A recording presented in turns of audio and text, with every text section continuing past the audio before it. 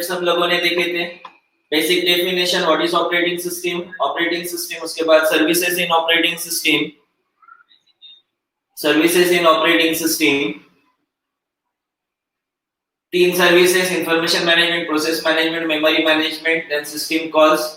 Features of Windows 98, इसके ये features वाला टॉपिक नहीं है, इस बार एग्जाम में नहीं है। Windows 98, Windows NT and Linux, ये तीनों टॉपिक्स नहीं है।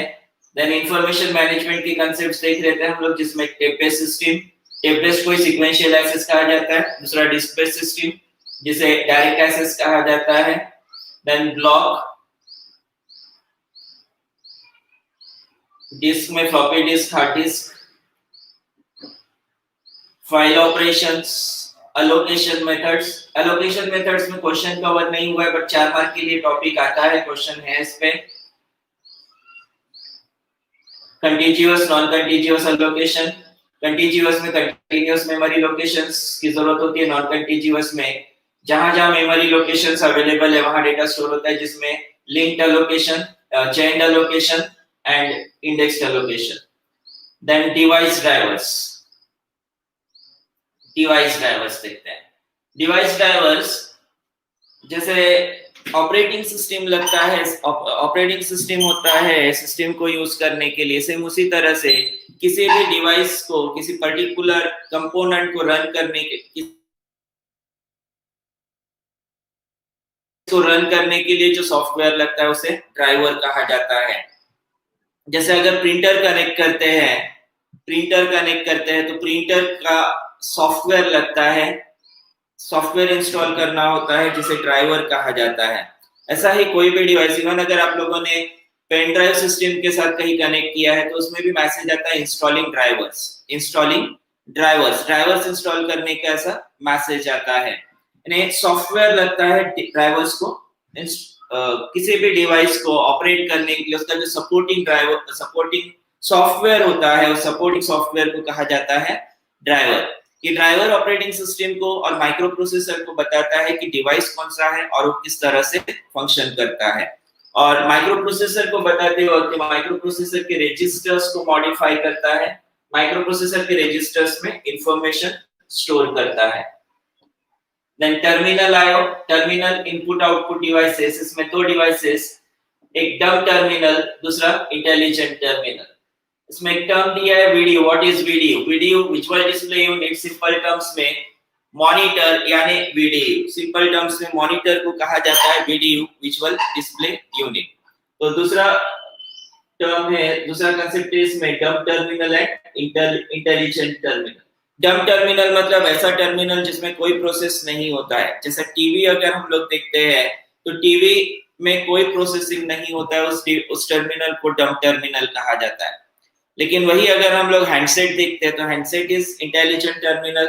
हैंडसेट या लैपटॉप या कंप्यूटर देखते हैं तो this devices are intelligent devices, intelligent terminals. Intelligent मतलब इसमें खुद में प्रोसेसिंग होता है, इन टर्मिनल्स पे, इन डिवाइसेस पे प्रोसेसिंग होता है। ऐसे डिवाइसेस जिनमें प्रोसेसिंग होता है, प्रोसेसर दिया होता है उसमें प्रोसेसिंग के लिए, उन डिवाइसेस को इंटेलिजेंट टर्मिनल कहा जाता है। और जिनमें कोई प्रोसेसिंग नहीं होता है, उन टर्मिनल्स को डम प्रोसेसिंग कहा जाता है। इंटेलिजेंट एंड डम टर्मिनल। वीडियोस का फुल फॉर्म लिखो, visual display unit, video is visual display unit, simple terms में मॉनिटर। देन क्वेश्चन है why video terminal is called memory map terminal? Explain the difference between alphanumeric and graphic memory map video terminal. Video terminal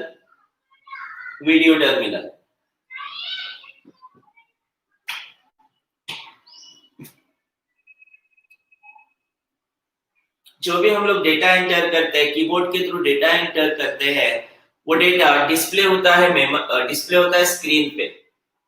जो भी data हम लोग keyboard के through enter करते हैं वो डेटा स्क्रीन पे डिस्प्ले होता है। स्क्रीन पे डिस्प्ले हो रहा है, इसका मतलब मेमोरी में कहीं स्टोर्ड है। स्क्रीन पे जो भी डेटा डिस्प्ले होता है वो मेमोरी में स्टोर्ड है। यानी जब तक वो मेमोरी में स्टोर्ड नहीं रहेगा तब तक मुझे वीडियो टर्मिनल पे डिस्प्ले में नहीं दिखेगा। इसलिए वीडियो टर्मिनल को कहा जाता है मेमोरी मैप टर्मिनल। जो डेटा मेमोरी में है वो जैसे कि वैसे स्क्रीन पे डिस्प्ले होता है, स्टोर होता है, डेटा स्टोर होता है मेमोरी में। ये पुराना कंसेप्ट है। नॉर्मली जो टिपिकल अल्फा न्यूमेरिक स्क्रीन बताई गई है, अल्फा न्यूमेरिक और video screen, alpha numeric and graphic screen जो है, अल्फा न्यूमेरिक स्क्रीन ये सबसे काफी पुराना कंसेप्ट है जिसमें सिर्फ अल्फाबेट्स और डिजिट्स डिस्प्ले होते थे, सिर्फ टेक्स्ट डिस्प्ले होता था। उस स्क्रीन को अल्फा न्यूमेरिक स्क्रीन कहा जाता है। ये पुराना कंसेप्ट है, आईबीएम का काफी पुराना, मींस आउटडेटेड कंसेप्ट कहा जा सकता है। इसमें टोटल एक स्क्रीन पे जैसे हम लोग वर्ड यूज करते हैं, वर्ड में एक लाइन में कुछ कैरेक्टर्स टाइप होते हैं, इसकी लिमिट खत्म हो गई तो ऑटोमेटिकली पॉइंटर टाइप होते हैं। यहाँ की लिमिट खत्म हो गई तो फिर तीसरी लाइन स्टार्ट होती है।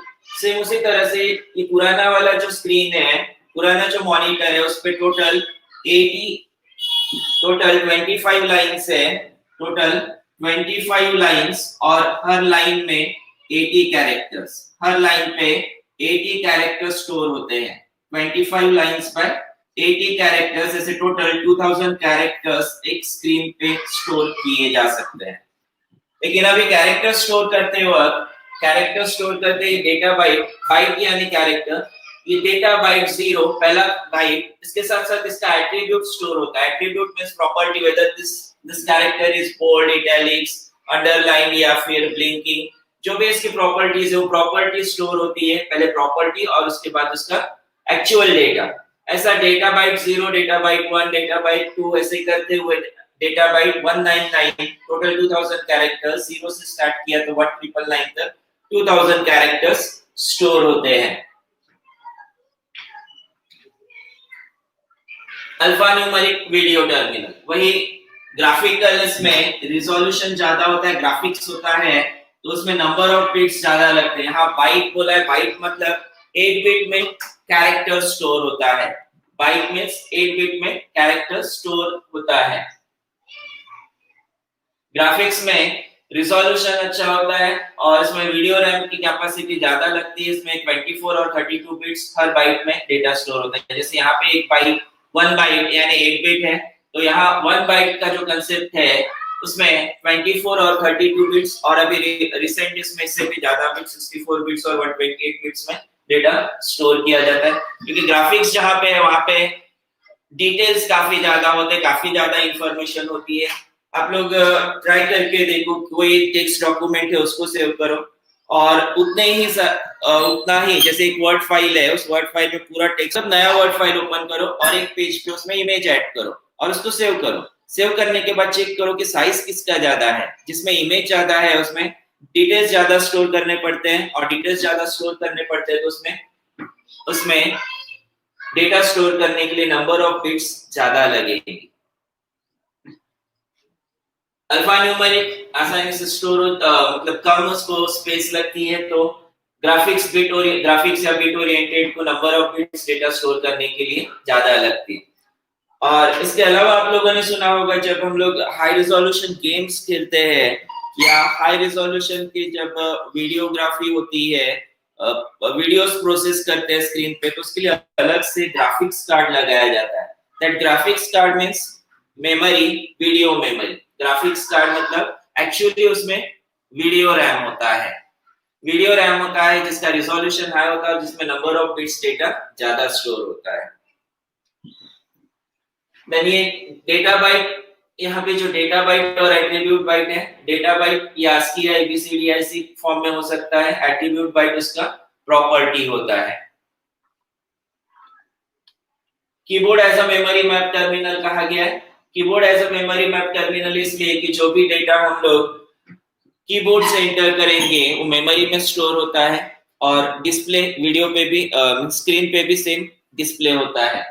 अगर हम लोग मेमोरी को कंसीडर करते हैं तो कीबोर्ड से जो भी डेटा एंटर होगा मेमोरी में स्टोर होता है। उस वजह से जो कीबोर्ड का डेटा है मेमोरी में मिल रहा है, उस वजह से कीबोर्ड को मेमोरी मैप कहा जाता है। इससे पहले हम लोगों ने memory map as video terminal देखा था। इससे पहले में इसका पहला जो टॉपिक है इसमें video terminal is called memory map. Memory में जो डेटा है वही वीडियो टर्मिनल में दिखेगा। अब यहाँ से जो यहाँ पे कीबोर्ड एज मेमोरी मैप बोला है, कीबोर्ड एज मेमोरी मैप मतलब जो डेटा कीबोर्ड से टाइप होगा वही मेमोरी में स्टोर होगा। अब ये सेम कांसेप्ट जो 25 लाइंस बाय 80 कैरेक्टर्स उसके अकॉर्डिंग वीडियो रैम में डेटा स्टोर होता है, मेमोरी में स्टोर होता है, उस वजह से उसे मेमोरी मैप कहा जाता है। कुछ कंसेप्ट्स कुछ terms, small memory with in keyboard itself. Keyboard में एक मेमोरी होती है जिसमें 8 बिट्स में कैरेक्टर ASCII या ABCD ऐसी फॉर्म में जनरेट होते हैं, टेम्पररी स्टोर करता है। कीबोर्ड की की जब हम लोग प्रेस करते हैं तो उससे एक ASCII या ABCD ऐसी कोड जनरेट होता है और वो मेमोरी में स्टोर होता है, कीबोर्ड की मेमोरी में स्टोर होता है। देन वीडियो रैम, इसमें data byte and attribute byte जो अभी हम लोगों ने देखा।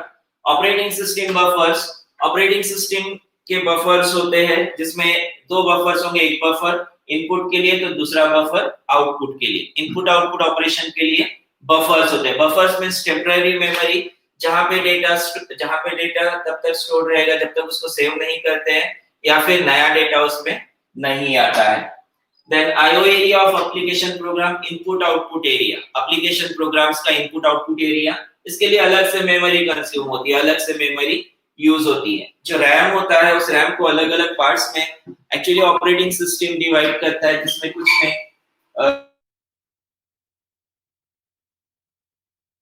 में फिर इनपुट आउटपुट एरिया के एप्लीकेशन प्रोग्राम्स जो भी है उसके लिए इनपुट एप्लीकेशन प्रोग्राम के लिए जो इनपुट डेटा चाहिए और उससे जो आउटपुट जनरेट होता है उसके लिए भी memory required, otherwise application program run नहीं होंगे। चार कंसेप्ट्स इसमें, small memory with in keyboard itself, video RAM, operating system buffers and IO area of the application program. Multiprogramming, simultaneously number of programs run होते हैं जिसे कहा जाता है मल्टी प्रोग्रामिंग। जितने number of program simultaneously run होते हैं उसे कहा जाता है degree of multiprogramming. Simultaneously जो नंबर ऑफ प्रोग्राम्स रन होते हैं उसमें यूज होता है कंटेक्स्ट स्विचिंग का कंसेप्ट। कंटेक्स्ट स्विचिंग, जैसे अगर हम लोग पढ़ाई कर रहे और पढ़ाई करते करते टीवी चालू हो, पढ़ाई करते करते टीवी चालू हो तो हम लोगों का प्रोसेस कैसे होगा? कुछ देर बुक में ध्यान रहेगा, कुछ देर टीवी में जाएगा, फिर कुछ देर वापस बुक में या कॉपी में ध्यान जाएगा, फिर टीवी की तरफ ध्यान जाएगा, ऐसा प्रोसेस चलते रहता है, जिससे हम लोग साथ में टीवी भी देख रहे हैं और पढ़ाई भी हो रहा है, सिर्फ दो ऑपरेशन साथ साथ में हो रहे हैं। माइक्रो प्रोसेसर भी, उसको हम लोग साइमल्टेनियसली नंबर ऑफ ऑपरेशंस देते हैं तो एक्चुअली एक ही काम एक बार नहीं करता, साइमल्टेनियसली सभी ऑपरेशंस करता है और साइमल्टेनियसली सभी ऑपरेशंस परफॉर्म करते हुए उसका कंसंट्रेशन प्रॉपर होता है। हम लोग जब टीवी देखते देखते पढ़ाई करते हैं तो हमारा ज्यादा कंसंट्रेशन टीवी पे होता है, पढ़ाई पे कम होता है, उस वजह से पढ़ाई कम होती है और टीवी ज्यादा देखना होता है। लेकिन माइक्रो प्रोसेसर का वैसा नहीं है, वो अगर नंबर ऑफ प्रोसेसेस साइमल्टेनियसली कर रहा है तो हर प्रोसेस को इंटरेस्ट के साथ, हर प्रोसेस को प्रॉपर कंसंट्रेशन के साथ एग्जीक्यूट करता है। उस वजह से हम लोग को ये लगता है कि number of processes simultaneously run हो रही है। अब अगर यहाँ कंसीडर करते हैं ये एक प्रोसेस रन 1 रन 2, एक प्रोसेस P1 कंसीडर करते हैं, रन 1 रन 2 ये दूसरा प्रोसेस P2, रन 1 रन 2 ये तीसरा प्रोसेस P3 कंसीडर करते हैं। रन 1 रन 2 ये प्रोसेस चल रही है और इसको कुछ इनपुट आउटपुट ऑपरेशन की जरूरत है तो इसको रोकेगा और प्रोसेसर स्विच करेगा P2 पे, इसको ऑपरेट करेगा, इसके बाद थोड़ी देर में स्विच होगा P3 पे, फिर इसका कुछ प्रोसेस आ गया, कुछ इसका इनपुट आ गया तो इसको प्रोसेस करेगा। ऐसे करते हुए प्रोसेसेस एक प्रोसेस दूसरा प्रोसेस तीसरा process simultaneously micro processor execute करते जाता है। बट ये साइमल्टेनियसली एग्जीक्यूट करते वक्त एट अ टाइम किसी एक को ही कंसंट्रेट करता है और उसका ही कंसंट्रेशन का टाइम काफी कम होता है, उस वजह से हमको ये लगता है कि ये process simultaneously micro processor execute कर रहा है। अब ये एक प्रोसेस से दूसरे प्रोसेस पे स्विच हो रहा है। प्रोसेस 1 अगर कंप्लीट हो गई, जैसे यहाँ पे प्रोसेस A और B नाम दिया है, PA देते हैं हम लोग process A, PB process B, PC process C, या प्रोसेस 3 लिया तब भी चलेगा, कोई प्रॉब्लम नहीं है उसका। जब प्रोसेस A रन हो रहा है तो माइक्रो प्रोसेसर के जो रजिस्टर्स है, microprocessor register, CPU registers, या CPU वर्ड जो यूज किया है, CPU is for microprocessor, CPU word is for microprocessor. Microprocessor के रजिस्टर्स में प्रोसेसर ए से रिलेटेड डेटा होगा, और जैसे ही ये प्रोसेस खत्म हो गया, प्रोसेस बी को रन करना है, तो प्रोसेस ए का डेटा माइक्रो प्रोसेसर से ये ट्रांसफर होगा मेमोरी में, और प्रोसेस बी का डेटा लोड होगा माइक्रो प्रोसेसर में। अब प्रोसेस बी एग्जीक्यूट होगा और ये कंप्लीट, प्रोसेस ए को वापस से प्रोसेस करना है, तो इसको फिर से सीपीयू रजिस्टर में लोड करेंगे, ये कंप्लीट हो गया तो इसको वापस मेमोरी में ट्रांसफर करेंगे। ऐसे ये कंटीन्यूअस चलते रहेगा। लेकिन जब एक प्रोसेस का डेटा माइक्रो प्रोसेसर रजिस्टर से एक प्रोसेस स्विच करके दूसरा प्रोसेस हो रहा है, इस ड्यूरिंग माइक्रो प्रोसेसर सिर्फ स्विचिंग ऑपरेशन कर रहा है, इस ड्यूरिंग इसका कोई ऐसा प्रोडक्टिव आउटपुट नहीं आ रहा है, उस वजह से स्टेट को कहा जाता है आइडल, IDLE।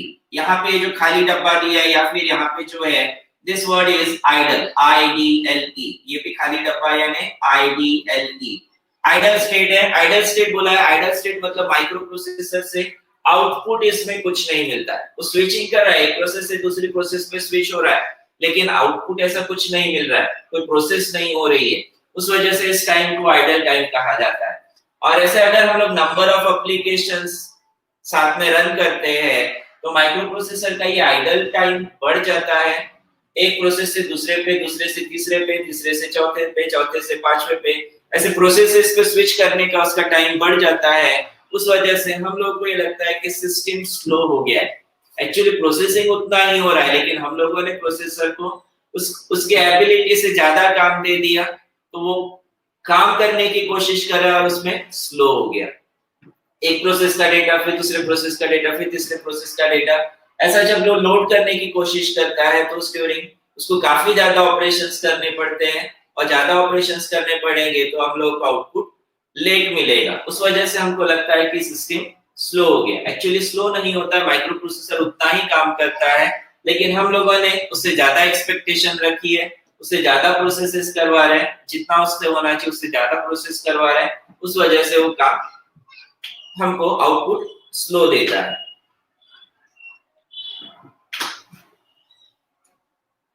कंटेक्स्ट स्विचिंग में आइडल टाइम होता है, ये आइडल टाइम कम किया जा सकता है, नंबर ऑफ प्रोसेसेस कम रखोगे तो आइडल टाइम भी कम होगा, और नंबर ऑफ प्रोसेसेस जितनी ज्यादा होगी उतना आइडल टाइम बढ़ेगा। इसका एक कॉमन एग्जांपल आप लोग हैंडसेट के साथ भी देख सकते हो, हैंडसेट में बहुत सारे एप्स इंस्टॉल करो और देखो उसके बाद हैंडसेट स्लो हो जाता है, क्योंकि जो एप्स है उसका कुछ ना कुछ पार्ट रैम में एग्जीक्यूट होते रहता है और रैम कंज्यूम हो रही है, तो एप्लीकेशन प्रोग्राम्स के लिए सफिशिएंट रैम अवेलेबल नहीं होती है, उस वजह से हैंडसेट स्लो हो जाता है। इवन आप लोग अभी जो क्लासेस यूज कर रहे हो इस ड्यूरिंग, तो हैंडसेट आप लोगों को लग ही रहा होगा कि स्लो है, क्योंकि आप लोगों ने कुछ एप्स डाउनलोड किए होंगे और ऑनलाइन के केस में ऑनलाइन में थोड़ा सा स्लो होता है।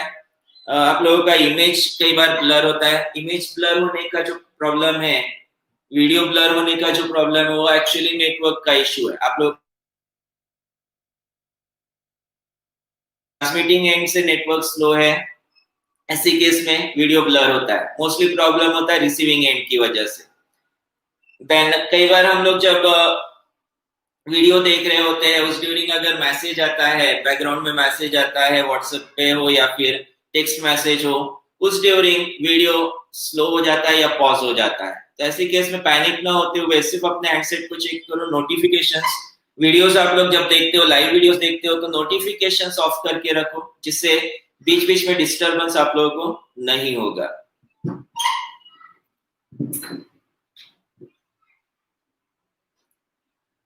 Process, what is process? Process means program under execution. Process is program under execution which competes for CPU time and other resources. Program under execution which competes for CPU time and other resources, इसे कहा जाता है process. Process को 3 states में classify किया गया है, running state, ready state and block state. Process को क्लासिफाई किया गया है running state, ready state and block state. जो प्रोग्राम ऑलरेडी एग्जीक्यूशन है, जो प्रोसेस ऑलरेडी रनिंग है, अंडर एग्जीक्यूशन है, उसे कहा जाता है रनिंग प्रोसेस। जो किसी इनपुट आउटपुट इवेंट के लिए जो प्रोसेस एग्जीक्यूशन के लिए रेडी है, उसको कोई इनपुट आउटपुट ऑपरेशन नहीं चाहिए, लेकिन करंट कोई दूसरा ऑपरेशन चल रहा है, उस वजह से उसे वेट करना पड़ रहा है, ऐसे प्रोसेस को रेडी प्रोसेस कहा जाता है। तो ऐसा प्रोसेस जिसको कोई इनपुट आउटपुट ऑपरेशन की जरूरत है और जब तक इनपुट में डेटा नहीं मिलेगा तब तक वो आगे नहीं बढ़ेगा, ऐसे प्रोसेस को कहा जाता है ब्लॉक प्रोसेस। जैसे हम लोगों ने C++ में प्रोग्राम बनाए थे, उसमें मैसेज दिए थे एंटर 2 नंबर्स। अब जब तक हम लोग 2 नंबर्स एंटर नहीं करेंगे तब तक प्रोसेस आगे नहीं बढ़ेगा, उसका आगे कैलकुलेशन नहीं होगा, आगे नहीं बढ़ेगा, ऐसे प्रोसेस को कहा जाता है ब्लॉक प्रोसेस। ये 4 मार्क के लिए क्वेश्चन आता है, प्रोसेसेस 3 मार्क के लिए पूछा जा सकता है, running process, ready process and block process, 3 states, process के स्टेट्स। और एक what is process, explain running, ready, block process, ये 4 मार्क के लिए आता है। सिंपल क्वेश्चंस आते हैं, सिर्फ इसको थोड़ा प्रॉपर तरीके से समझने की जरूरत है, इसमें अच्छा सा स्कोर होता है। देन शेड्यूलिंग, प्रोसेसेस को शेड्यूल किया जाता है, प्रॉपर्ली शेड्यूल किया जाता है, और प्रॉपर्ली शेड्यूल करते वक्त शेड्यूलिंग के कुछ ऑब्जेक्टिव्स होते हैं, शेड्यूलिंग के कुछ ऑब्जेक्टिव्स होते हैं, ये पॉइंट अगर आप लोग यहाँ नोट कर रहे होंगे, ऑब्जेक्टिव्स है। ऑब्जेक्टिव्स के लिए जो टर्म्स है उसमें सबसे पहला फेयरनेस होना चाहिए, जो भी प्रोसेसेस है उनके लिए फेयरनेस होना चाहिए, और प्रोसेसेस को फेयरनेस होने के लिए क्या होना चाहिए, फेयर एंड लवली होना चाहिए। फेयर एंड लवली का नाम वैसे बदल दिया, अभी नाम चेंज हुआ है, बट अभी लास्ट ईयर तक तो मैं बोलता था कि फेयरनेस के लिए फेयर एंड लवली लगाओ तो प्रोसेसेस फेयर हो जाएगी, गोरी हो जाएगी, बट गोरे वाले टर्म से फेयरनेस का कोई मतलब नहीं है।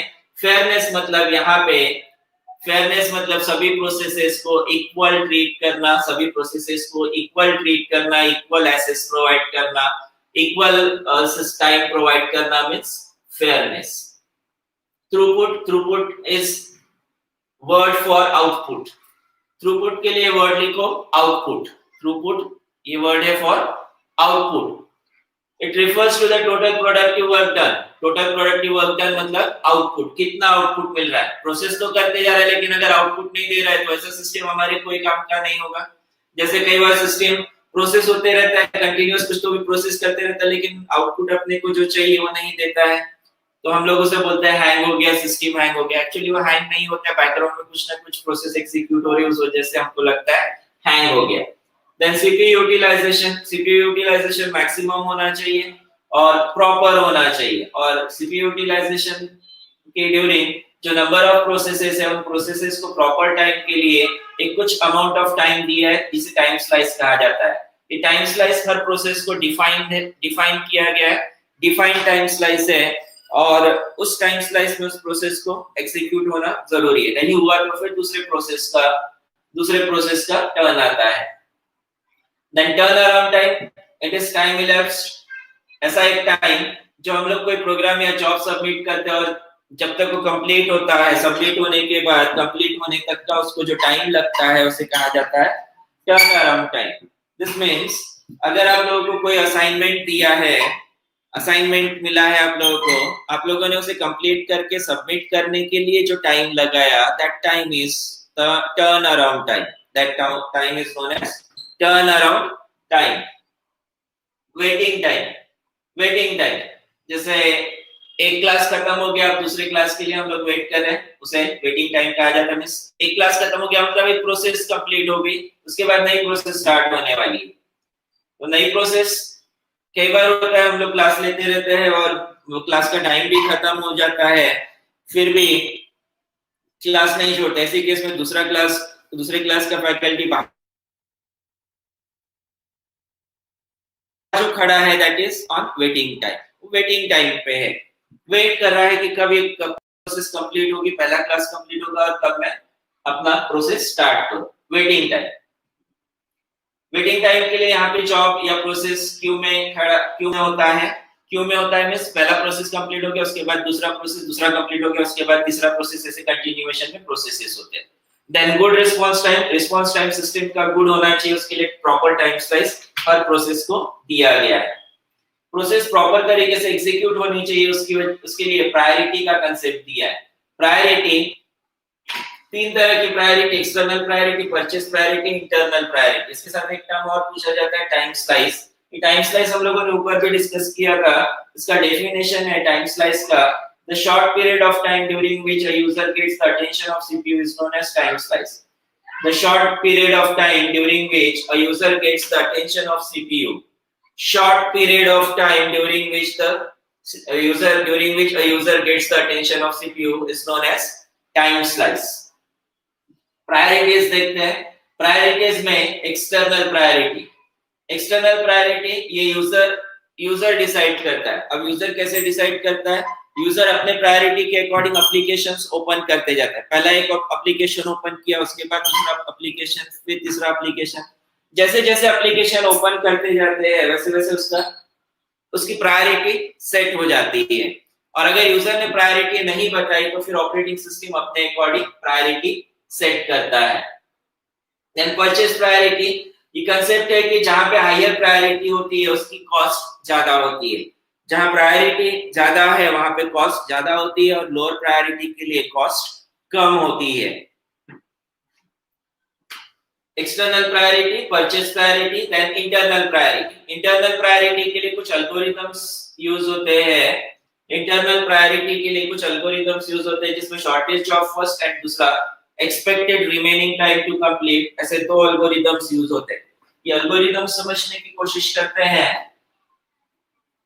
आप लोगों को ऐसे बहुत डिटेल में जाने की जरूरत नहीं, मैं जस्ट कंसेप्ट बता रहा हूं, उसको एक या दो स्टेटमेंट में लिखना है।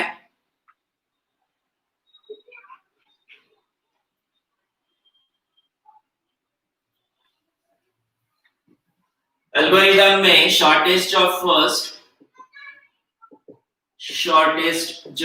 First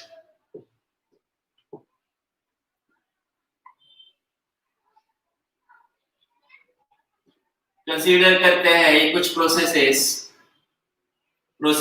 P1, P2, P3, P4। Process P1 को कंसीडर करते हैं 18 माइक्रोसेकंड्स लगते हैं, P2 को लगते हैं 6 माइक्रोसेकंड्स, P3 को लगते हैं, इससे बड़ा है कंसीडर करते 10 माइक्रोसेकंड्स, ये इससे छोटा है तो 8 माइक्रोसेकंड्स। शॉर्टेस्ट ऑफ फर्स्ट, अब शॉर्टेस्ट वाला प्रोसेस कौन सा है? 6 माइक्रोसेकंड्स का। तो जब ये प्रोसेसेस एग्जीक्यूशन के लिए आती है तो शॉर्टेस्ट ऑफ फर्स्ट वाला एल्गोरिथम 6 माइक्रोसेकंड वाले जॉब को मींस P2 को पहले असाइन करता है, 6 माइक्रोसेकंड लगने वाले हैं इसको। देन P4 आएगा जिसको 8 माइक्रोसेकंड्स लगने वाले हैं। उसके बाद P3 आएगा जिसको 10 माइक्रोसेकंड्स लगने वाले हैं और सबसे आखिरी में आएगा P1 जिसे 18 माइक्रोसेकंड्स लगने वाले हैं।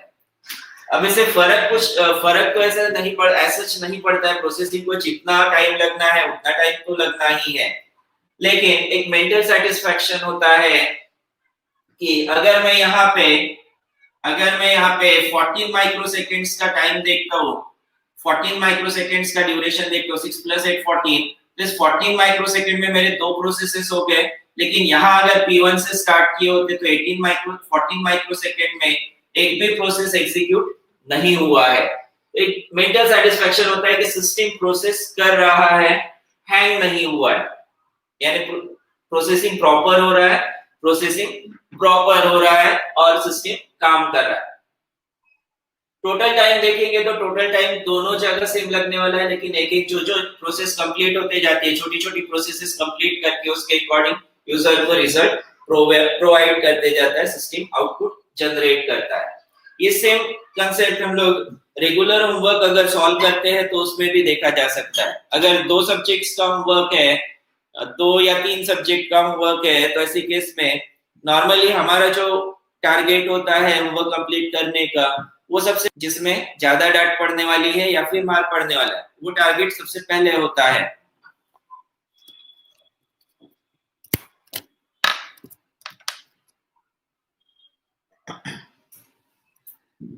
बट टास्क नॉर्मली होना चाहिए कि ऐसा जॉब जो कम समय में कंप्लीट हो, ऐसा असाइनमेंट जो सबसे कम टाइम में कम टाइम में कंप्लीट हो, उसे पहले कंप्लीट करेंगे। उसके बाद उससे ज्यादा लगने वाला और सबसे ज्यादा जिसको टाइम लगेगा उसको सबसे आखिरी में करेंगे, जिससे एक मेंटल सेटिस्फैक्शन होता है कि मेरा काम कम हो रहा है, मुझे डांट कम पड़ेगी, तो काम में मन लगा रहता है, काम अच्छे से होता है, प्रोसेसेस अच्छे से होती है, गलतियां कम होती है। वही अगर हम लोग मैथ्स कंटिन्यूअस लेके बैठते हैं तो मैथ्स का होमवर्क ज्यादा होता है, प्रैक्टिस ज्यादा लगती है, कंटिन्यूअस लेके बैठते हैं, उसका प्रोसेस तो होता है, लेकिन साथ साथ में हमको ये टेंशन भी होता है कि बाकी सब्जेक्ट्स का काम नहीं हो रहा है, और ऐसे केस में फिर हम लोगों से गलतियां होने लगती है। वो गलतियां नहीं होनी चाहिए, इसलिए छोटे छोटे काम पहले निपटाने का और बड़ा काम आखिरी में करने का। ये एक एल्गोरिथम है शॉर्टेज ऑफ फर्स्ट, जिसे शॉर्ट में एसजेएफ कहा जाता है। दूसरा कंसेप्ट है एक्सपेक्टेड, दूसरा एल्गोरिथम है expected remaining time to complete, expected remaining time to complete.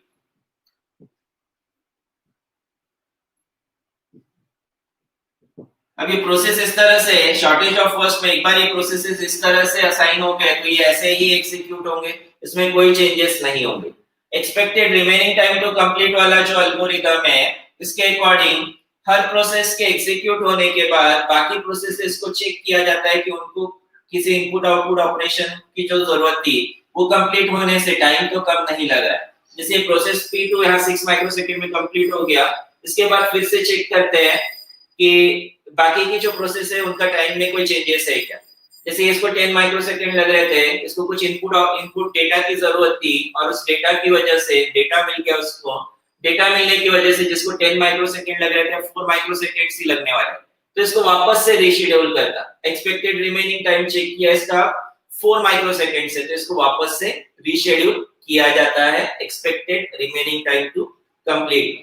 Shortage of first में एक बार ये असाइन हो गया कि पहला प्रोसेस ये करना है, बाद में ये, बाद में ये, बाद में, तो ये ऐसा ही सीक्वेंस फॉलो करेगा। Expected remaining time to complete में एक प्रोसेस कंप्लीट होने के बाद बाकी प्रोसेसेस को भी चेक किया जाता है। अगर किसी का टाइम कम हो गया तो फिर उसे वापस से रीशेड्यूल किया जाता है।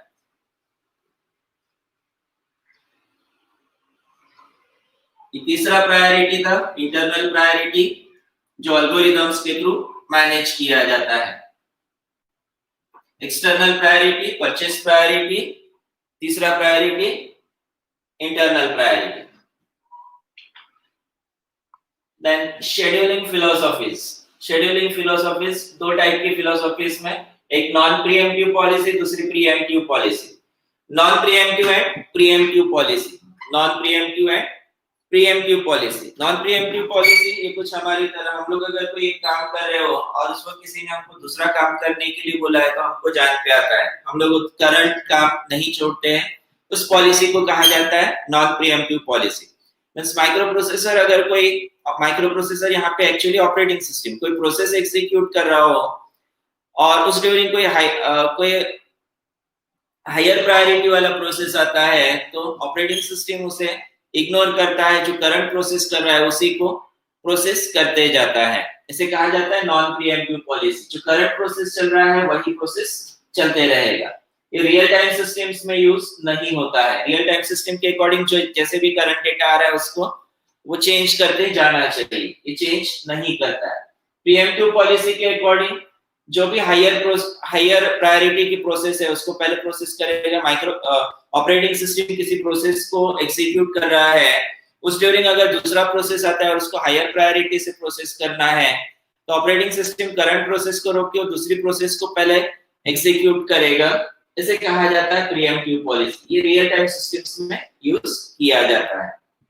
3 मार्क के लिए क्वेश्चन आता है pre-emptive and non preemptive policy. इसका आंसर या ये टॉपिक पढ़ते वक्त खुद को उसकी जगह रख लेना, माइक्रो प्रोसेसर या ऑपरेटिंग सिस्टम की जगह रखना और सोचने का, अगर कोई मुझे काम बता रहा है, मैं कोई काम कर रहा हूं, उसका जो काम है वो नहीं सुना तो मैं नॉन प्रीएम्प्टिव। मैं अपना कोई काम कर रहा हूँ, मींस पढ़ाई कर रहा हूँ, उस वक्त किसी ने टीवी चालू किया और मैंने टीवी पे ध्यान दिया, मींस मैं प्रीएम्प्टिव पॉलिसी। एक टास्क के अंदर दूसरा टास्क उसे कहा जाता है मल्टीटास्किंग। मल्टीटास्किंग के लिए 2 ब्लॉक्स बनते हैं, एक प्रोसेस कंट्रोल ब्लॉक, दूसरा टास्क कंट्रोल ब्लॉक। इस प्रोसेस कंट्रोल ब्लॉक और टास्क कंट्रोल ब्लॉक में, प्रोसेस कंट्रोल ब्लॉक में एक्चुअली प्रोसेसेस, कितनी प्रोसेसेस, कौन सी प्रोसेसेस एग्जीक्यूट होंगी वो, और टास्क कंट्रोल ब्लॉक में प्रोसेसेस की जो टास्क है वो स्टोर होते हैं। जैसे यहाँ पे अगर इस एग्जांपल को देखते हैं तो बिगिन और एंड के बीच में दो टास्क दिए हैं। हाउसकीपिंग नाम का टास्क है, इस टास्क के अंदर दो टास्क है, एक टास्क 0 दूसरा टास्क 1।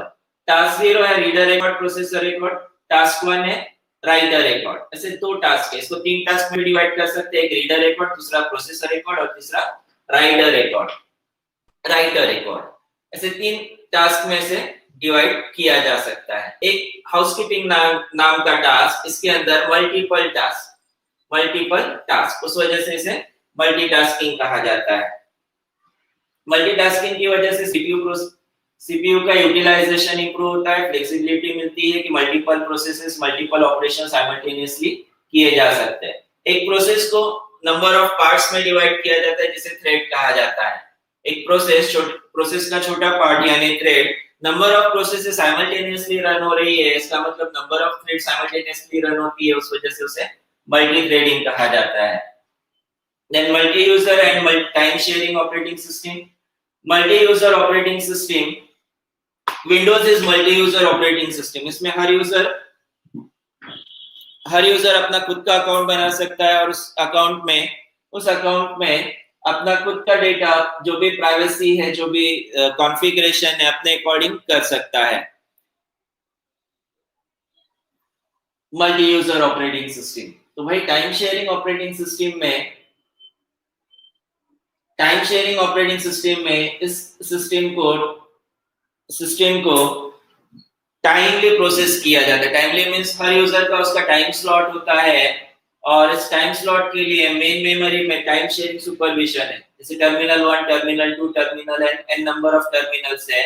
टाइम शेयरिंग सुपरविजन, ये यूजर 1, यूजर 2 ऐसे नंबर ऑफ यूजर्स है, इनको पर्टिकुलर टाइम स्लॉट देता है। उस टाइम स्लॉट में उसने अपना ऑपरेशन किया तो ठीक है, नहीं तो ऑटोमेटिकली टर्मिनल 2 का यूजर प्रोसेस करेगा। टर्मिनल 2 ने अपना टाइम स्लॉट यूज किया, टाइम स्लॉट खत्म हो गया, उसका प्रोसेस कंप्लीट नहीं हुआ, तब भी उसको तीसरे यूजर को प्रोसेस मिलेगा, टाइम स्लॉट मिलेगा।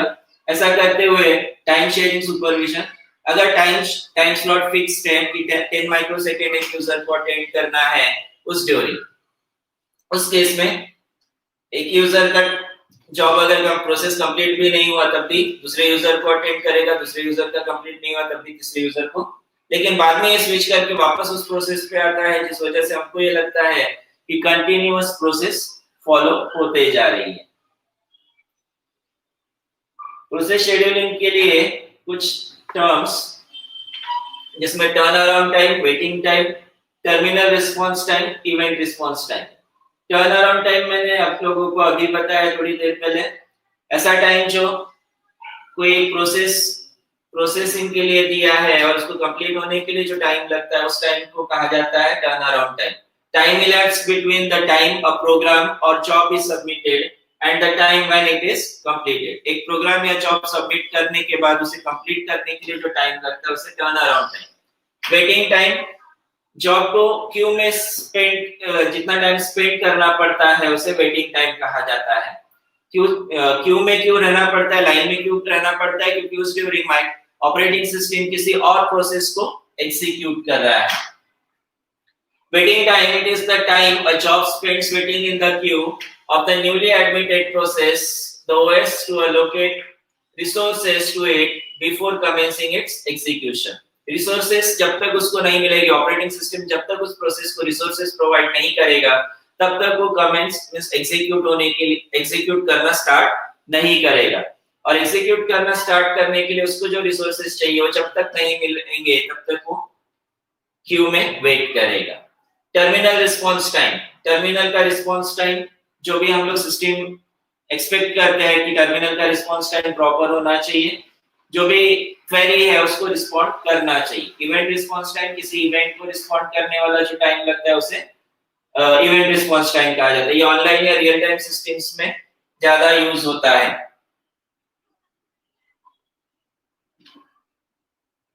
देन मेमोरी मैनेजमेंट, ये मेमोरी मैनेजमेंट वाला टॉपिक इंपॉर्टेंट है, 4 मार्क का इस पे क्वेश्चन आता है। अभी तक का कोई भी पेपर आप लोग देख सकते हो बोर्ड का, मेमोरी मैनेजमेंट, इसके आगे मेमोरी मैनेजमेंट का ये 2-3 पेज का जो भी टॉपिक है इस पे 4 मार्क का एक क्वेश्चन आता है। ये आप लोगों को अच्छे से प्रिपेयर करना है। इस मेमोरी मैनेजमेंट के फंक्शंस हम लोगों ने स्टार्टिंग में देखे थे, to keep track of all memory locations free and allocated, to decide memory allocation policy, means कौन सा प्रोसेस को कौन सी कितनी मेमोरी एलोकेट करना है, और मेमोरी एलोकेशन डीएलोकेशन के लिए अलग-अलग टेक्निक्स और एल्गोरिथम्स यूज करना या रन करना। अलग-अलग मेमोरी मैनेजमेंट सिस्टम्स में continuous real memory management system, non continuous real memory management and non continuous virtual memory management. Continuous real memory management system में single continuous real memory management system, fixed partition memory management system, variable partition memory management system, ऐसे तीन types है। तो non continuous real memory management system में page memory management, segmented memory management and combined memory management system. Non continuous virtual memory management में एक ही system है, virtual memory management system. अगर 4 systems पूछी है, 4 मेमोरी मैनेजमेंट सिस्टम्स, यहाँ अपने पास main तो 1 2 3 है, लेकिन 1 के अंदर 3 है, 2 के अंदर भी 3 है, 3 के अंदर 1 है, तो 3 + 3 6 + 1 7, टोटल 7 मेमोरी मैनेजमेंट सिस्टम्स हमारे पास अवेलेबल है। पहला जो है कंटीन्यूअस मेमोरी मैनेजमेंट, इसमें कंटीन्यूअस मेमोरी लोकेशंस में डेटा स्टोर होता है।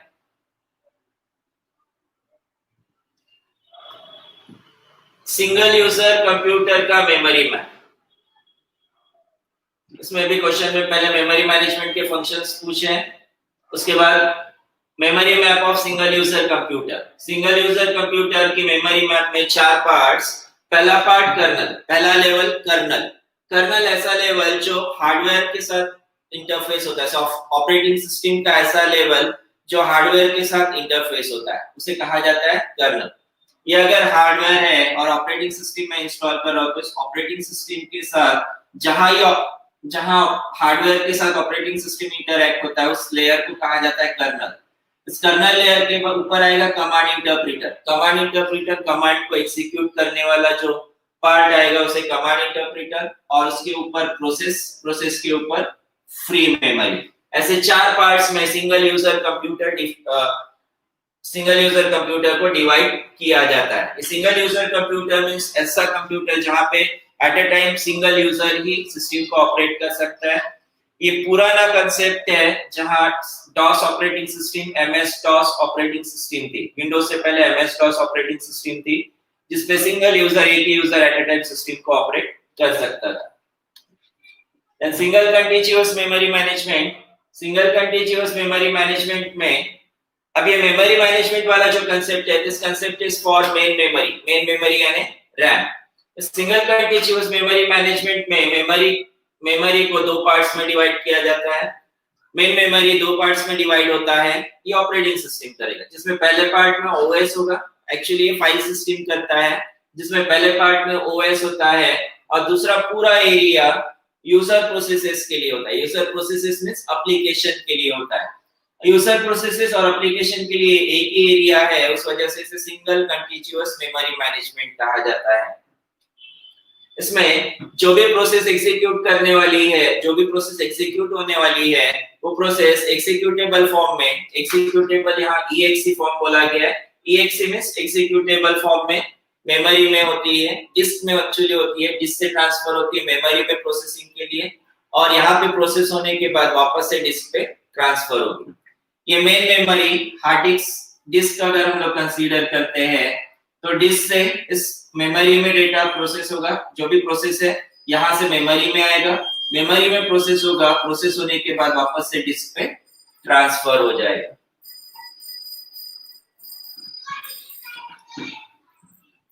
सिंगल पार्टीशन होता है, जैसे इसे सिंगल कंटीन्यूअस मेमोरी मैनेजमेंट कहा जाता है। वही पार्टीशंस का कंसेप्ट दिया है। अब पार्टीशंस में 2 टाइप के partitions, fixed partitions and variable partitions. Main memory को पार्ट्स में डिवाइड किया जाता है और जो भी पार्टीशंस बनते हैं उसके लिए बनता है पार्टीशन डिस्क्रिप्शन टेबल, पीडीटी। इस टेबल को पार्टीशन डिस्क्रिप्शन टेबल, पीडीटी कहा जाता है। PDT partition description table. इस टेबल में पार्टीशन आईडी, कितने पार्टीशन है उसका identification number, ID number, partition का स्टार्टिंग एड्रेस, साइज और स्टेटस। स्टेटस में whether the partition is allocated or free. जैसे पार्टीशन यहाँ देखते हैं P0, आईडी में 0 है, व्हाइट जो दिखा है दिस इज अलोकेटेड, और ये पहला जो होता है दिस इज अलोकेटेड इज और ऑपरेटिंग सिस्टम। ओएस के लिए होता है साइज इसका 100 है, 0 से स्टार्ट होता है, साइज 100, इसका लास्ट नंबर नहीं बताते हैं, साइज बताया जाता है। देन पार्टीशन आईडी 1, ये स्टार्ट हुआ है 100 से, साइज इसका 200 का और फ्री है। जो ब्लैक दिखाया गया है that is actually free, black में जो दिखाया गया है ऐसे फ्री है। ऐसे यहाँ टोटल 5 पार्टीशंस दिखाए गए, P0, P1, P2, P3, P4। अब इसमें होता क्या है कि अगर ये 100K का ब्लॉक खाली है, ये एक्चुअली अलोकेटेड है, यहाँ पे 200K का ये एक ब्लॉक खाली है और 100K का एक ब्लॉक खाली है। अब जो प्रोसेस एग्जीक्यूट करना है, कंसीडर करते हैं 80K का, तो 80K प्रोसेस इस 100K में अकोमोडेट हो जाएगा और उसके बाद बचा हुआ 20K अनयूज्ड रहेगा, इतना मेमोरी स्पेस वेस्ट होगा। देन दूसरा एक केस, ये मेमोरी स्पेस जो वेस्ट होता है इसे कहा जाता है फ्रैगमेंटेशन। और जो ये एग्जांपल देख रहे हैं हम लोग, 80K ऑक्यूपाई होने के बाद 20K बचेगा, दैट इज इंटरनल फ्रैगमेंटेशन। वही अगर 250K प्रोसेस साइज है 250K, दो लोकेशंस खाली है, फिर भी यहाँ पे ये दोनों लोकेशन में मिला के प्रोसेस नहीं आ पाएगा क्योंकि इस प्रोसेस को सिंगल पार्टीशन की जरूरत है। तो ऐसे केस में ये प्रोसेस एग्जीक्यूट नहीं होगा। जैसे हैंडसेट में अगर रैम कम हो और उसमें बड़ा एप्लीकेशन इंस्टॉल करने की कोशिश करो तो नहीं होता है। इसे कहा जाता है एक्सटर्नल फ्रैगमेंटेशन। 250K प्रोसेस को प्रोसेस होना है, लेकिन मेमोरी साइज जो है यहाँ पे 200K है, यहाँ पे 100K है, 250K का मेमोरी लोकेशन खाली, मेमोरी ब्लॉक खाली नहीं है, इसे कहा जाता है एक्सटर्नल फ्रैगमेंटेशन। फिक्स पार्टीशन की केस में पार्टीशंस फिक्स्ड है, लेकिन इसमें अगर कम, जितना पार्टीशन साइज है उससे कम मेमोरी स्पेस यूज हुई तो बचा हुआ मेमोरी स्पेस खाली रहेगा, इंटरनल फ्रैगमेंटेशन। जितना मेमोरी स्पेस है उससे ज्यादा, अगर उससे बड़ा अगर प्रोसेसर है तो ऑक्यूपाई नहीं हो पाएगा, उसे कहा जाता है एक्सटर्नल फ्रैगमेंटेशन। फ्रैगमेंटेशन ड्रॉबैक है, फ्रैगमेंटेशन इंटरनल है, एक्सटर्नल। ये ड्रॉबैक हटाने के लिए वेरिएबल पार्टीशंस का कांसेप्ट यूज किया गया है। इस वेरिएबल पार्टीशंस में जैसा प्रोसेस को रिक्वायर्ड है उसके अकॉर्डिंग पार्टीशन साइज डिफाइन होता है। जैसे अगर यहाँ डायग्राम्स में देखते हैं तो यहाँ ये पूरा मेन मेमोरी, इसमें पहला पार्टीशन ऑपरेटिंग सिस्टम, दूसरा पार्टीशन प्रोसेस P1 जितना चाहिए था उसमें ऑक्यूपाई कर लिया।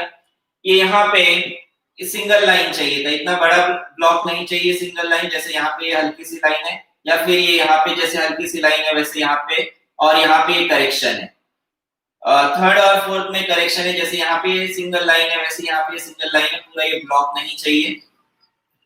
प्रोसेस P1 के बाद P2 प्रोसेसिंग के लिए इसको जितना स्पेस चाहिए उतना ऑक्यूपाई कर लिया, P3 वैसे ही आगे आके इसने जितना चाहिए उसको ऑक्यूपाई कर लिया। अब मेन हो जाएगा मेन मेमोरी सीरीज में। देन P4 को प्रोसेस मेमोरी स्पेस सफिशिएंट नहीं है, P1 का ये कुछ एरिया ऑक्यूपाई, उसके अलावा कुछ पार्ट यहाँ खाली छूट गया, यहाँ खाली छूट गया इसलिए इसको डार्क शो किया। यहाँ कुछ नहीं है, यहाँ पे खाली स्पेस नहीं है, इसको सिंपली लाइन से बताया। P1 और P2 के बीच में हल्के डिस्क में ट्रांसफर हो जाएगा यहाँ पे। अब प्रोसेस P1 को वापस आना है, लेकिन ये स्पेस इसके लिए सफिशिएंट नहीं है, तो ये ऑक्यूपाई करेगा उस स्पेस को जो P2 ने खाली छोड़ा था, और इसके बाद इधर P4 आते वक्त इसने जो इसके पास जो थी इसमें से कुछ पार्ट ये ऑक्यूपाई करेगा और थोड़ा सा स्पेस फिर भी खाली बचेगा। देन प्रोसेस P5 भी साथ में प्रोसेसिंग के लिए है, जो यहाँ पे P3 के नीचे स्पेस है वो ऑक्यूपाई करेगा। तो अब अगर इस पार्टीशन से स्टार्ट करके पहले से आखिरी तक अगर देखते हैं तो पहले में सिर्फ ऑपरेटिंग सिस्टम है और आखिरी इसमें 6 अलग-अलग साइज के पार्टीशंस है। पहला ऑपरेटिंग सिस्टम, दूसरा P4, देन ब्लैंक है, ये ब्लैक जो दिखा है खाली है, P1, P3, P5, ऐसे टोटल 6 अलग-अलग साइज के पार्टीशंस हैं और जैसे प्रोसेसेस को रिक्वायर्ड है उसके अकॉर्डिंग पार्टीशन साइज डिफाइन किए गए। देन नॉन कंटीन्यूअस एलोकेशन में दो इंपॉर्टेंट कांसेप्ट्स, एक पेजिंग और दूसरा segmentation.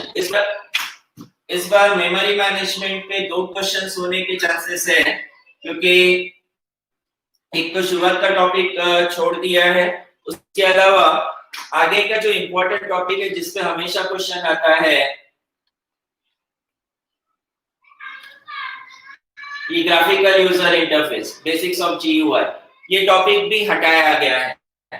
GUI basics of GUI ये टॉपिक भी हटाया गया है, उस वजह से इसके आगे का कोई भी टॉपिक नहीं आएगा। उस वजह से मेमोरी मैनेजमेंट के कंटेंट्स, मेमोरी मैनेजमेंट पे क्वेश्चन होने के 2 क्वेश्चंस होने के चांसेस ज्यादा है। इस टॉपिक को अच्छे से प्रिपेयर करो। मेमोरी मैनेजमेंट में 2 कंसेप्ट्स, नॉन कंटीन्यूअस एलोकेशन में 2 कंसेप्ट्स है, एक पेजिंग और दूसरा सेगमेंटेशन। पेजिंग वाले कंसेप्ट में पेज टेबल बनता है मेन मेमोरी के लिए, logical memory pages, logical memory pages मतलब कितने पेजेस और उसको कितना साइज लगने वाला है उसका कंसेप्ट, और फिजिकल मेमोरी में वो पेजेस लोड होते हैं मेन मेमोरी में और यहाँ से सेकेंडरी मेमोरी में ट्रांसफर हो सकता है। जो प्रोसेस कंप्लीट हो गई वो सेकेंडरी मेमोरी में ट्रांसफर होगा, और जिसको मेन मेमोरी में प्रोसेसिंग के लिए आना वापस में सेकेंडरी मेमोरी से प्रोसेसिंग के लिए आएगा।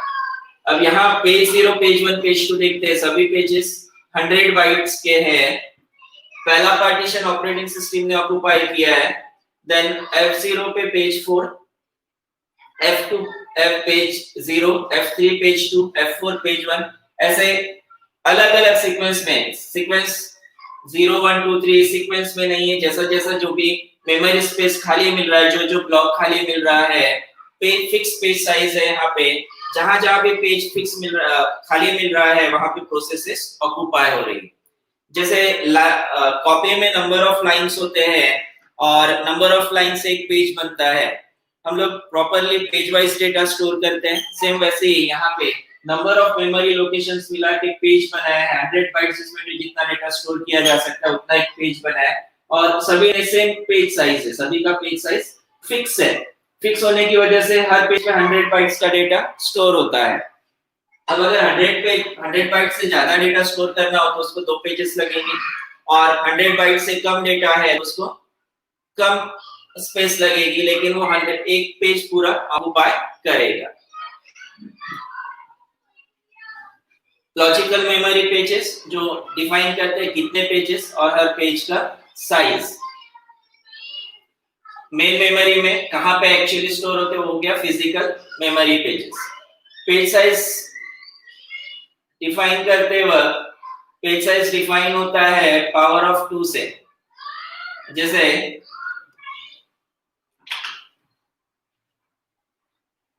पेज साइज डिफाइन करता है हार्डवेयर और वो होता है पावर ऑफ 2 में। जैसे यहाँ एग्जांपल लिया 1 MB मेमोरी है और पेज साइज 2 KB, तो उसको कितने एड्रेस बस के कितने बिट्स लगेंगे, इसके लिए फॉर्मूला यूज करते हैं number of bits, higher order bits बोला है, number of bits, number of higher order bits equal to 2 to the power memory available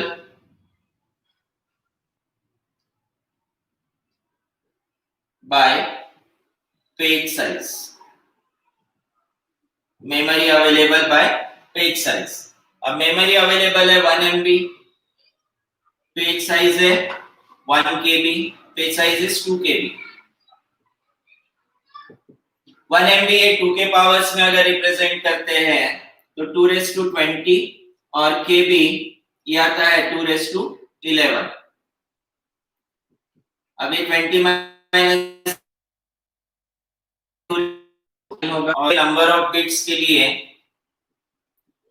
number of bits n 2⁻n ऐसा फॉर्मूला आएगा, और n की वैल्यू मिलेगी मुझे यहाँ पे 9, n की वैल्यू मिलेगी 9, 2⁻10 upon 2⁻11, 2⁻20 upon 2⁻11, 20 minus 11 2⁻9, number of higher order bits लगेंगे 9। सेम इस पे ऑब्जेक्टिव पूछा जाता है,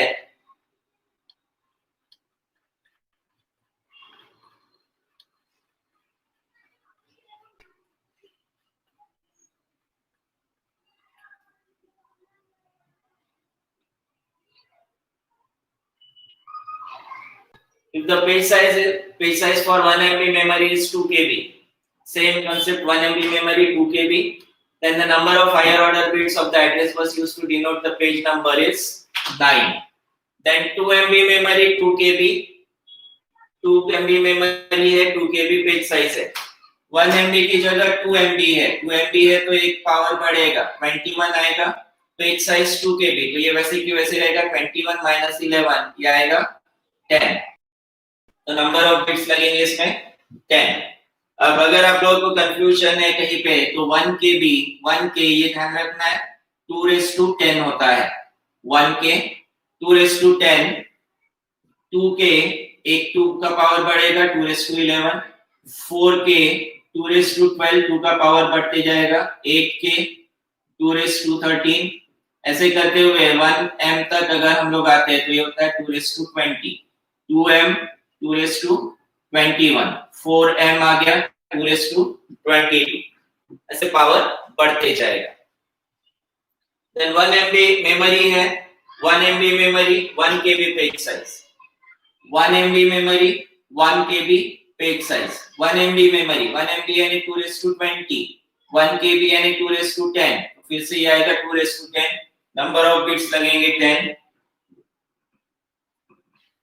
Then एग्जांपल में 4 MB memory 1 KB page size, 4 MB memory 1 KB page size, 4 MB मतलब 1M 2M उसके बाद 4M 2⁻22, 22 upon 10 तो ये आएगा 12, तो यहाँ आंसर होना चाहिए 12, ये वाला आंसर 12. 4 ऑब्जेक्टिव्स इस पे. मैं एक्सपेक्ट करता हूँ ये कंसेप्ट आप लोगों को अच्छे से समझ में आया होगा.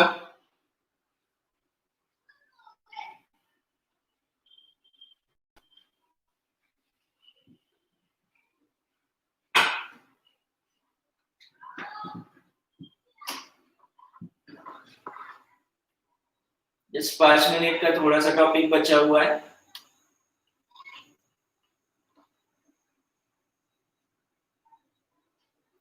फिक्स पार्टीशन वाला कंसेप्ट हम लोगों ने देखा, इसमें फिक्स पार्टीशन है, पेजिंग वाला कंसेप्ट हम लोगों ने देखा है, जिसमें फिक्स पेज साइज है, पेज साइज फिक्स है, 100 बाइट्स मतलब 100 बाइट्स ही डेटा उसमें स्टोर किया जा सकता है, उससे कम रहेगा तब भी पेज साइज 100 का ही रहेगा. जो मैंने इसमें ड्रॉबैक बताया पेजिंग में कि फ्रैगमेंटेशन इसमें फिर से हो सकता है, पेज साइज 100 KB का है लेकिन 80 KB डेटा स्टोर हुआ तो 20 KB अनयूज्ड है, फ्रैगमेंटेशन. देन 100 KB का पेज साइज है लेकिन उसमें 120 KB डेटा स्टोर करना है तब भी प्रॉब्लम होगा, इश्यू आएगा, फ्रैगमेंटेशन. अब पेजिंग का ये ड्रॉबैक जो है इसे हटाने के लिए सेगमेंटेशन का कंसेप्ट दिया. सेगमेंटेशन सेम है पेजिंग का कंसेप्ट, सिर्फ इसमें पेज साइज वेरिएबल होता है, जैसा प्रोसेस को रिक्वायर्ड है उसके अकॉर्डिंग प्रोसेस बनता है. इसके लिए बनता है सेगमेंटेशन है तो सेगमेंट मैप टेबल, सेगमेंटेशन है तो सेगमेंट मैप टेबल. अलग अलग segment, segment 1, segment 2, segment 3 start होता है 100 से. एक्चुअली ये ब्लॉक्स 100 के ही है लेकिन इसको साइज 400 का चाहिए. ये पहला प्रोसेस इतने 4 ब्लॉक्स में स्टोर होगा. देन ये पहला पार्टीशन हो गया इसका. उसके बाद दूसरा जो है 200 साइज का है, ये स्टार्ट होगा 500 से, तो 500 600 में ऑक्यूपाई होगा. देन तीसरा स्टार्ट होता है 100 से, 100 साइज का ये का होने की वजह से ये ही लोकेशन पे ऑक्यूपाई हो जाएगा. ऐसे अलग अलग सेगमेंटेशन में अलग अलग साइज के पार्टीशंस जैसे पेजेस बनाए जा सकते हैं, जैसा रिक्वायर्ड है, जैसा प्रोसेस को रिक्वायर्ड है उसके अकॉर्डिंग पेज साइज बनता है. डिफरेंस है पेजिंग एंड सेगमेंटेशन के बीच में. Pages are physical in nature, तो सेगमेंटेशन लॉजिकल डिवीजन है प्रोग्राम्स के. पेजेस फिक्स साइज के होते हैं तो सेगमेंट्स वेरिएबल साइज के होंगे. पेज टेबल में सेगमेंट हर सेगमेंट में फिजिकल मेमोरी की अलग से एंट्री होती है, उसके साथ साथ उसके लेंथ स्पेसिफाई होती है. पेजिंग में लेंथ साइज फिक्स है तो उसमें लेंथ स्पेसिफाई करने की जरूरत है, इसमें लेंथ स्पेसिफाई होगा. फिजिकल मेमोरी को फिजिकल मेमोरी में डिवाइड किया जाता है, सेगमेंटेशन में मेन मेमोरी को सेगमेंट्स में डिवाइड करते हैं। देन लास्ट टॉपिक मेमोरी का वर्चुअल मेमोरी मैनेजमेंट में virtual memory. Virtual memory, virtual word आता है which is not real. Virtual means which is not real. जैसे मिरर इमेज होती है, mirror image is not real. Mirror image real नहीं होता, हमको दिखता है कि मिरर पे हम लोग है, लेकिन एक्चुअली वहां नहीं होते। ऐसे कंसेप्ट को कहा जाता है वर्चुअल। तो अब मेमोरी के लिए भी वैसे ही यूज करते हैं, मिरर लगा देते हैं तो मेमोरी वर्चुअल हो जाएगी। प्रैक्टिकली ऐसा पॉसिबल नहीं है। प्रैक्टिकली डिस्क का एक पार्ट यूज होता है, disk, main disk, hard disk या फ्लॉपी डिस्क जैसी डिस्क हार्ड डिस्क कंसीडर करते हैं। डिस्क का एक पार्ट यूज होता है एज मेन मेमोरी। डिस्क का एक पार्ट यूज होता है एज मेन मेमोरी। ये मेन मेमोरी नहीं है बट फिर भी मेन मेमोरी की तरह काम कर रहा है, उस वजह से इस पार्ट को कहा जाता है वर्चुअल मेमोरी। मेन मेमोरी नहीं होते हुए भी मेन मेमोरी की तरह काम कर रहा है, उस वजह से इसे कहा जाता है वर्चुअल मेमोरी। इसका पार्ट यूज होता है मेन मेमोरी। वर्चुअल मेमोरी से रिलेटेड कुछ terms, locality of reference. Locality of reference, अब ये टर्म्स इसलिए आए क्योंकि डिस्क का पार्ट यूज हो रहा है। अब डिस्क के पार्ट में, इसमें मेन मेमोरी में जो भी प्रोसेसेस है, जो भी पेजेस है, वो पेजेस आगे आगे यूज होने वाले हैं या नहीं, आगे उसका रेफरेंस, आगे वो काम में आने वाले हैं कि नहीं, उसका रेफरेंस रख के प्रोसेस को, पेजेस को डिस्क में ट्रांसफर किया जाता है, उसे कहा जाता है locality of reference. Page fault, processing के लिए प्रोसेस मेन मेमोरी में रिक्वायर्ड है लेकिन वो डिस्क पे ट्रांसफर हो गया, उसे कहा जाता है page fault. Working set, the number of pages, physical memory में जो नंबर ऑफ पेजेस है एट एनी टाइम, उसे कहा जाता है working set. Page replacement policy, ये टेक्निक्स यूज करते हैं, कुछ ऑपरेटिंग सिस्टम कुछ टेक्निक्स यूज करता है पेजेस को रिप्लेस करने का। एक पेज प्रोसेस करेगा, फिर दूसरा पेज, तीसरा पेज, ऐसे करते हुए कुछ टेक्निक यूज करता है कौन से पेजेस को प्रोसेस करना है उसके लिए। डर्टी पेज, ऐसा पेज जिसका डेटा मॉडिफाई हुआ है, नंबर ऑफ बिट्स में डेटा होता है, तो अगर सिंगल बिट भी डेटा मॉडिफाई हुआ तो उस पेज को कहा जाता है डर्टी पेज। अब यहाँ डर्टी पेज मतलब पेज गंदा हो गया, ऐसा कोई कंसेप्ट नहीं है। पेज, डर्टी पेज मतलब ऐसा पेज जिसका डेटा चेंज हो गया, जिसमें एक बिट में डेटा चेंज हो गया, तो उसे कहा जाता है डर्टी पेज। डिमांड पेजिंग, ऐसा कंसेप्ट जिसमें जब जरूरत हो तब प्रोसेसेस लोड की जाती है, उसे डिमांड पेजिंग कहा जाता है। यहाँ मेमोरी मैनेजमेंट खत्म होता है और इसके आगे का टॉपिक पूरा ग्राफिकल यूजर इंटरफेस है। ये बेसिक्स ऑफ जीयूआई से, बेसिक्स ऑफ जीयूआई से पेज नंबर 25 आप लोगों को नोट्स अगर मिले हैं, पेपर 1 के नोट्स आप लोगों के अवेलेबल है क्लास में से, अगर आप लोगों ने कलेक्ट नहीं किया है तो आप लोग कलेक्ट करो क्लास में से। इसमें पेज नंबर 25 से बेसिक्स ऑफ जीयूआई का जो टॉपिक है से लेके आखिरी तक, काफी बड़ा टॉपिक जिसमें 3 मार्क का क्वेश्चन हमेशा पूछा जाता था, ये पूरा टॉपिक हटाया गया है। इस बार ये ग्राफिकल यूजर इंटरफेस का यहाँ तक का पेज नंबर 31 तक का ये टॉपिक नहीं है, आप लोगों को ध्यान में रखना, इसको प्रिपेयर नहीं करना। ऑपरेटिंग सिस्टम से 2 टॉपिक्स हटाए गए, एक तो फीचर्स थे ऑपरेटिंग सिस्टम के और दूसरा ये ग्राफिकल यूजर इंटरफेस। अब जल्दी से ऑब्जेक्टिव्स देख लेते हैं। 4 ऑब्जेक्टिव हम लोग ऑलरेडी देख चुके हैं, 5वां देखते हैं। Operating system is a software. Operating system Linux operating system है, एमएस डॉस ऑपरेटिंग सिस्टम है, सी++ ऑपरेटिंग सिस्टम नहीं है। Dash are operating system programs. Operating system programs में 3 प्रोग्राम्स, एक प्रोसेस मैनेजमेंट, पहला इंफॉर्मेशन मैनेजमेंट था, दूसरा प्रोसेस मैनेजमेंट और तीसरा मेमोरी मैनेजमेंट। उसमें से process management, Linux is a free software. वैसे ये ऑपरेटिंग सिस्टम का ओवरव्यू में है, ये नहीं आएगा, फ्री सॉफ्टवेयर है। वैसे 9th वाला भी Linux is a free software आता है।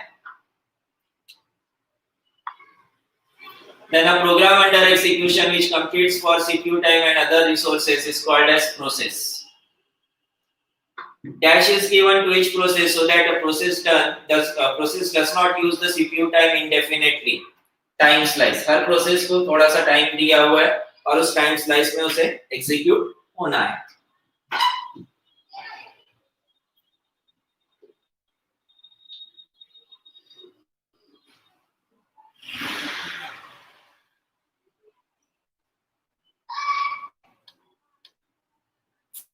फॉलोइंग है, लॉग प्रोसेस स्टेट है, रनिंग प्रोसेस स्टेट है, नहीं है वो resume. Again dash is not process state in operating system, ready वाला है, ब्लॉक वाला है, रनिंग वाला है, एक्सीटेड नहीं है। In information management dash services is provided by operating system. Information management में कौन सी सर्विस प्रोवाइड की जाती है? इंफॉर्मेशन मैनेजमेंट मींस डेटा से रिलेटेड है, तो फाइल से related, open a file.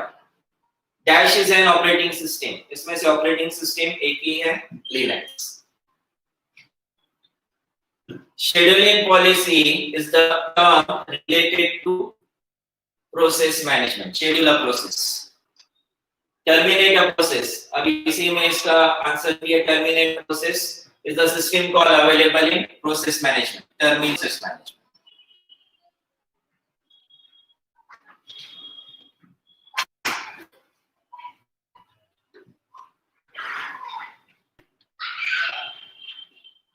Dash program is part of operating system. Part of operating system is process management. Time required for read write to move to correct track is called seek time. The time lost in turning the attention of processor from one process to another process is called context switching. Context switching. In memory management system, where the part of process image is in the main memory and the other part is on the disk, is known as virtual memory. Disk जहाँ पे use हो रहा है और process का image है उसे virtual memory कहा जाता है। Context switching is the term related to context switching. Switching process एक प्रोसेस से दूसरे प्रोसेस पे स्विच करना। Process management. Data is instantly updated in case of instant update होता है रियल टाइम ऑपरेटिंग सिस्टम। हमने अमाउंट विड्रॉ किया तो तुरंत वो अपडेट होता है, ऐसे प्रोसेस। यहाँ ये लेसन खत्म हो गया। इस लेसन के साथ साथ आप लोग का यहाँ पे सिलेबस भी खत्म हो गया। अब आप लोगों को प्रिपरेशन करना है, जो भी आप लोगों के पेपर्स होंगे उसे प्रॉपर तरीके से अटेम्प्ट करना है। जो भी डाउट्स है आप लोग डाउट्स के लिए मुझे कांटेक्ट कर सकते हो, डायरेक्टली मुझे कॉल किया तब भी चलेगा। नंबर दे रहा हूँ आप लोगों को 9822716038। इस नंबर पे आप लोग मुझे कॉल कर सकते हो।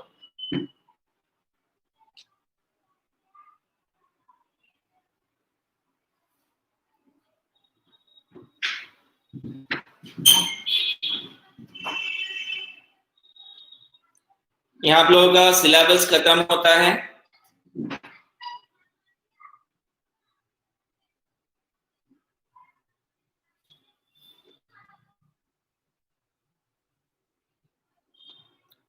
ओके, चलो प्रिपरेशन अच्छे से करो। और जो भी जितने भी पेपर्स आप लोगों के होंगे, अभी तो फिजिकल क्लासेस स्टार्ट हो रहे हैं आप लोगों के, तो फिजिकली जितने भी पेपर्स होते हैं हर पेपर का अच्छे से प्रिपरेशन करो और जो भी डाउट्स होंगे वो कलेक्ट करके रखना। तो सेशन देंगे, पूरा क्लास नहीं ले पाएंगे पर डाउट सेशन जो आप लोगों के डाउट्स होंगे उसके क्लास हम लोग ले लेंगे। Best of luck for your studies, bye. Physically मिलेंगे क्लास में हम लोग।